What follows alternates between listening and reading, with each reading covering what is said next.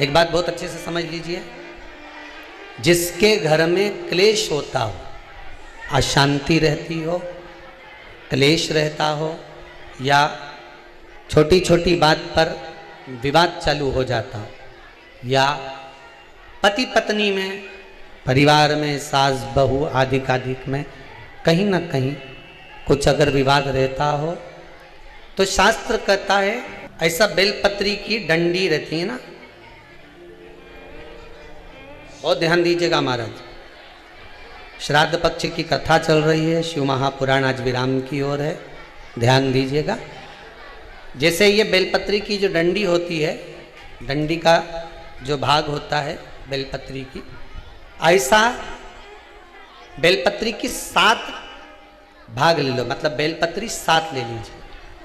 7 बेलपत्र लेकर कच्चा जो सूत होता है ना, कच्चा सूत जो जानते हो पेड़ पौधे में माताएं लपेटती हैं, धागा जो होता है ना सफ़ेद कलर का कच्चा धागा, जो बड़ में, पीपल में और आंवला आदि में लपेटा जाता है, कच्चा सूत, उसको शंकर भगवान और माता पार्वती का स्मरण कर कर नंदी के, जो नंदी होता है, नंदी के राइट भाग में, नंदी का एक पांव ऊंचा होता है, आपने देखा होगा आगे का पांव ऊंचा होता है, बैठते समय नंदी का एक पांव ऊंचा है, एक पांव नीचे की हो जाता है। तो नंदी का जहां पांव ऊंचा है उस ऊंचे पांव के पास में बैठना है। कच्चे सूत पर उस बेलपत्री के जो 7 गुच्छ हैं, 7 जो बेलपत्री के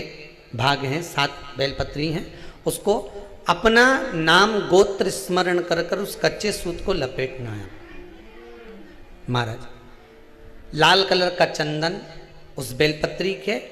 पत्ते में जो अग्रभाग होता है, सबसे आगे का भाग, 7 में लाल चंदन लगाना है महाराज। उस चंदन को लगाकर आप प्रदोष के दिन, प्रदोष काल में शंकर भगवान को समर्पित अगर करते हैं तो जिस घर का गोत्र बोला है उस घर में कभी क्लेश नहीं हो सकता, उस शांति का अनुभव कर, उसमें क्लेश नहीं हो सकता।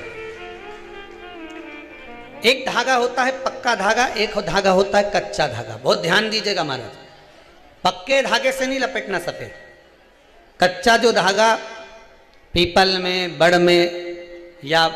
आंवला आदि में जो हम लोग लपेटते हैं पूजन करते समय, वो कच्चा धागा। और एक बात और आपको कहने, ध्यान दीजिएगा, अगर मान लो किसी पति पत्नी का तलाक तक की नौबत हो गई और तलाक नहीं कराना है, आपस में वापिस प्रेम बढ़ जाए, छोरी वापिस घर में रहे, बेटा उसको रखे, बहू रहे, आपस में प्रेम बढ़े, वो भले मायके चली गई हो, वो भले लड़का छोड़कर चले गया हो, अकेली रह रही हो और चाहती है कि मैं पति के साथ रहना है, तलाक नहीं होना चाहिए, हम दोनों में प्रेम रहे, वो संभाले मेरे को भी और मैं भी आदर करूं, वो भी आदर करे। तो मेरा निवेदन है, कच्चा जो सूत होता है, कच्चा जो धागा होता है, नंदी के ठीक पीछे बैठकर कोई साथ में आपके परिवार का कोई व्यक्ति चले जाए और हस्तकमल को, जिसको अपने परिवार में वापिस रहना है, उस स्त्री हो या पुरुष हो, दोनों में से कोई भी नंदी के पीछे बैठकर, सोमवार की जिस दिन अष्टमी पड़े उस दिन नंदी के पीछे बैठकर हाथ को ऐसा बंद करना है, हाथ में एक बेलपत्री रखना है, सीधी सीधी बंद कर कर 7 बार उस हाथ पर कच्चा सूत लपेट देना है, उस सूत को वापस निकाल लेना है बेलपत्री के साथ, बेलपत्री के साथ में, और बेलपत्री को तो अपने पास में रखना। सबसे पहले माता पार्वती का जो हस्तकमल ऐसा होता है शिव मंदिर में, उस हस्तकमल में वो सूत जो आपके हाथ से निकला है वो उसमें डाल देना है, माँ जगत जननी से प्रार्थना कर कर, और जो बेलपत्री आपने संबंध को जोड़ने के लिए अपने हाथ में ली है वो शंकर भगवान के कटी भाग में, फिर निवेदन करूंगा कटी भाग को समझ लीजिए। ये शिवलिंग रखा है, जहां पर शंकर भगवान का शिवलिंग, माता पार्वती जी के हस्त कमल पर जो शिवलिंग रखा है, ये भाग कटी भाग कहलाता है। इस जगह पर जहां शंकर और पार्वती का मिलन हुआ है उस जगह पर उस बेलपत्री को रख देना। महाराज ज़्यादा से ज़्यादा 3-4 महीने लगते हैं, दोनों में वापस प्रेम बढ़ जाता है, दोनों एक हो जाते हैं। तलाक तक बात चल भी रही हो तो तलाक समाप्त हो जाता है। प्रेम, करुणा, आसक्ति, स्नेह बढ़ जाता है। संबंध टूटने की कतार पर एक बार माता पार्वती को समर्पित तो करो अपना संबंध कि मां अब तुझे निभाना।